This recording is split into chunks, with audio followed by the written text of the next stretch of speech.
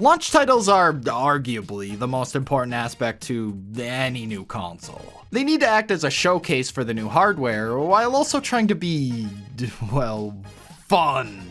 All in an effort to entice you to buy this stupid fucking box over this other stupid fucking box. The original F-Zero is an example of the perfect launch title in my opinion. It was fast, fun, and most importantly, impressive with its pseudo 3D visuals that perfectly demonstrated the increased power afforded by the Super Nintendo. F-Zero didn't just die as a one-off tech demo though. It went on to get a few Japanese-only expansions, a few sequels on handhelds, and even made the jump to 3D with F-Zero X, GX, and even AX in arcades.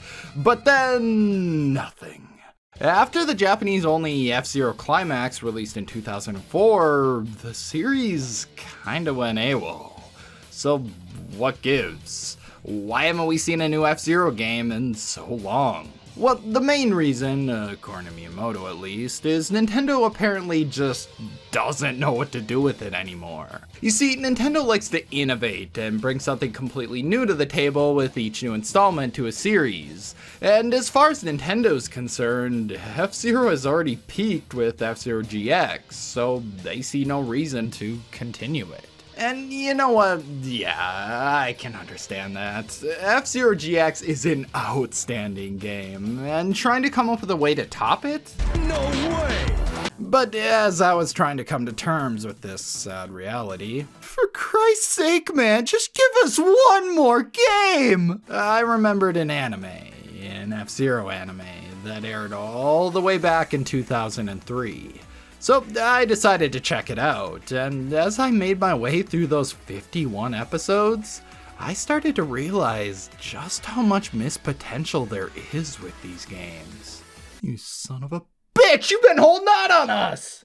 F-Zero Legend of Falcon, or as it's known in the US, F-Zero GP Legend, is, like I said, an F-Zero anime. The plot follows a completely original character, Ryu Suzaku, or if you're watching the English version, Rick Wheeler. What a name. So Richard over here is apparently a famous Formula 1 driver, and also a police officer, I guess? Now that's a fine looking resume. Just as he's about to propose to his girlfriend, he gets a call that some whack job named Zoda just broke out of prison and is running rampant around New York City. So Dick Wheely, being the classy guy he is, just kinda leaves his girlfriend hanging while he rushes out to go catch this guy.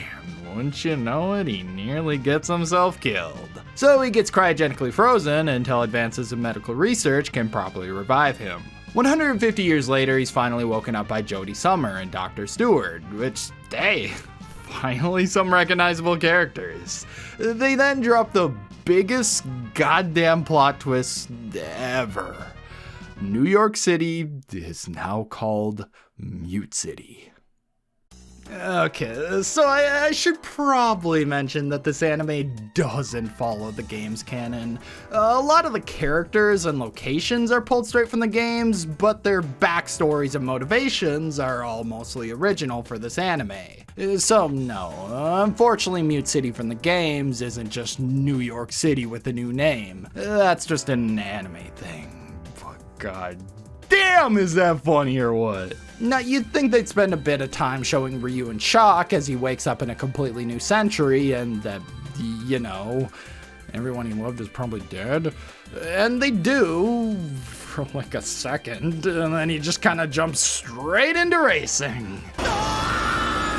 Yeah, this first episode has some pretty weird pacing. Like, they rush pretty much everything in this first episode just so they can get into the racing, which, I mean, yeah, fair enough. This is an anime based on a racing game after all. But Christ, man, why the hell should I care if someone named Rick fucking Wheeler wins a race or not? They just don't devote nearly enough time to introducing these characters. So yeah, the first episode didn't really give me the best first impressions, but I decided I should at least give it a fair chance and, you know, watch a few more. And then a few turned into like 10 and 20. Now it's 4 a.m. Oh shit. After I got to about the 4th episode, I honestly couldn't stop watching. Now, it wasn't due to the plot or anything like that, which for the most part the plot isn't anything special and has a lot of that hokey anime bullshit. No, the reason I found this series so enjoyable is just, well, everything else about it. The huge cast of memorable characters, locations, scenarios, and most importantly, the world building. My god, the world building. Now, if you know anything about the F-Zero series, you'll know that there are a ton of characters. There's almost too many? Like, Christ, man, what the fuck is a Gomar? I just never know who to pick, and besides some brief character bios, you don't really get to learn much about them.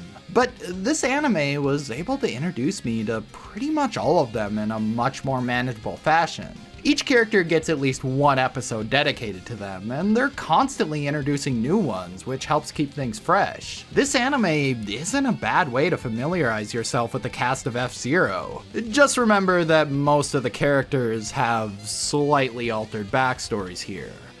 But anyways, who the hell cares about any of these schmucks, right? What about the big boy, Captain Falcon? Well, he's here. Barely. Yeah, what the heck, right? The face of F-Zero is barely in this? What's even the point of watching then? However, this ends up being one of the smartest things they could have done with this anime.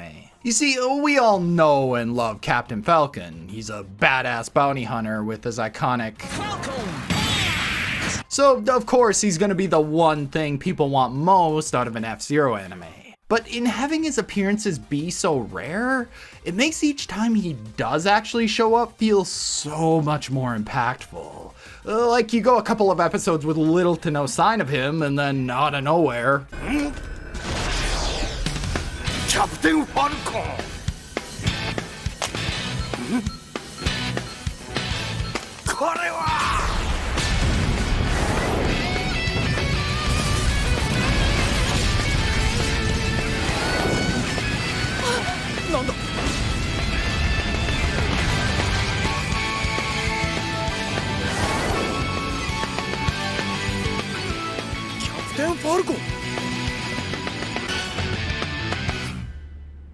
And it never stops being so cool. They never overuse him, which also gives all the other characters more time to shine. Now, while the characters are definitely a highlight, the real star of the show here is without a doubt the world it takes place in. The world building here is insane. There's just so much depth. They seriously go through the effort of fleshing out pretty much everything. Like how the technology works, how much an F-Zero machine costs.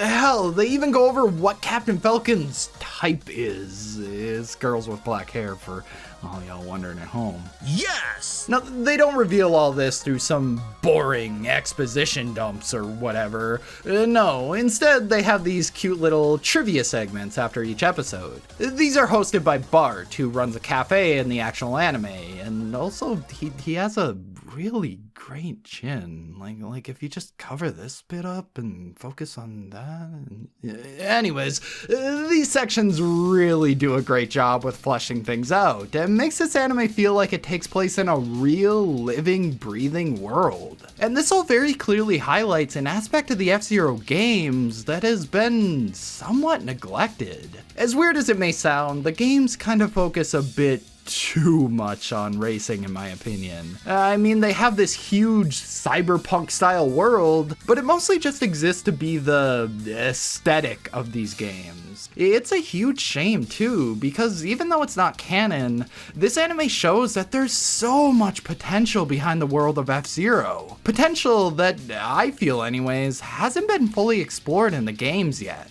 Now, the F-Zero GX did have character bios and a story mode, but this? Hey, where do you think you're taking me? Wait! Is not really doing it justice. And yeah, the manuals did have some backstory in them, but I don't want to just read about this stuff. I want to experience these moments in-game for myself. This is ultimately the direction I think Nintendo should go with the series moving forward. You see, there's been quite a few attempts by third parties over the years at making a spiritual successor to F-Zero. While these are all fun games in their own right, they've never been able to fully capture that F-Zero magic. A big part of that is they just lack the characters and world that gives F-Zero so much of its charm. Like, these are just big old cars going fast. I can't relate to that. But you throw my boy Gomar in there and now you're talking. Just about any studio can make a fast as heck racing game nowadays, but only F-Zero has these characters. Only F-Zero has this world, so why not lean more into that like this anime did? Give us a story mode that has us playing through all these moments that we've read about. A story mode with an open world Mute City where you take on bounty hunter missions, where you pursue criminals in fast-paced pursuits. Then you can put in a character creator, machine creator, track editor, 30-player online multiplayer, and there's just so much missed potential here that Nintendo apparently doesn't see. Anyways, though, part of me wonders if this anime was originally intended to be like a reboot for the entire franchise that put more of a focus on world building. I mean, it did kind of end on a cliffhanger, which makes me think there were possibly some plans to continue with this continuity. Actually, now that I think about it, the early 2000s were kind of a renaissance for F-Zero. In addition to this anime airing, there were a total of 4 games released between 2001 and 2004. 2 of them were even based on the anime. Nintendo was definitely pushing hard for F-Zero's success at this time. Unfortunately though, the series never really caught on with the Japanese market, and sadly, the anime didn't really change things, with each new installment selling even worse than the last. However, it's a slightly different story in the West, with F-Zero being relatively more successful in the US compared to Japan. So, of course, Nintendo saw it fit to localize the anime overseas, but they just couldn't help themselves from fucking it all up. 4Kids Entertainment, you've probably heard of them by now, but if not, they're responsible for stuff like this. These donuts are great! Jelly-filled are my favorite! Nothing beats a jelly-filled donut. No, they're not! 4Kids basically picked up any anime they could and not only localized them for a Western audience, but also localized them for a very specific demographic. That being small children. They did this every time, regardless of what the target demographic was for the original source material. I think you can see why this was a problem. Now, this wasn't always the worst thing ever. Previously, Nintendo worked with 4Kids to bring the Pokemon and Kirby animes over to the West, and since these shows were originally meant for a younger audience, the changes 4Kids made didn't affect them too badly. Relatively speaking anyways. However, this is not the case at all for F-Zero. It's a dark, gritty, and sometimes violent anime that definitely feels aimed at an older audience. Similarly, the games are these tough-as-nails racers that most kids would probably find frustrating to play. 4Kids' target demographic just wasn't the right audience to market something like F-Zero to. And because of that, this anime flopped hard in the West. So hard, in fact, that they only aired 15 of the 51 episodes before canceling it. The quality of the dub was also just terrible overall.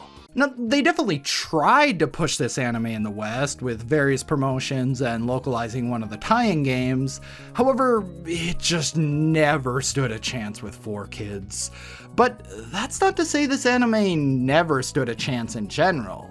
Honestly, I think this could have been huge in the West, if it were handled with a bit more care, that is. They should have recognized that 4Kids was obviously not the best fit, and instead hired a company like Funimation to localize it. Then put it on something like Toonami, which was known for airing more mature and action-oriented anime, and bam! Could have been a hit.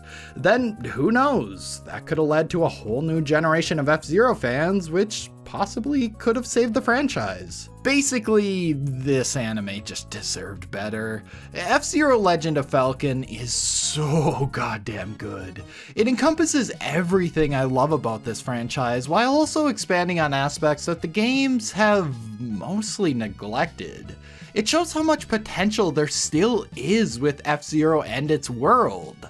But unfortunately, it's potential that Nintendo doesn't seem at all interested in exploring anymore. World building and story have never been Nintendo's priority. It's always gameplay and fun above all else, which isn't a bad thing, but it means games with expansive worlds like F-Zero's don't ever receive the full attention they deserve.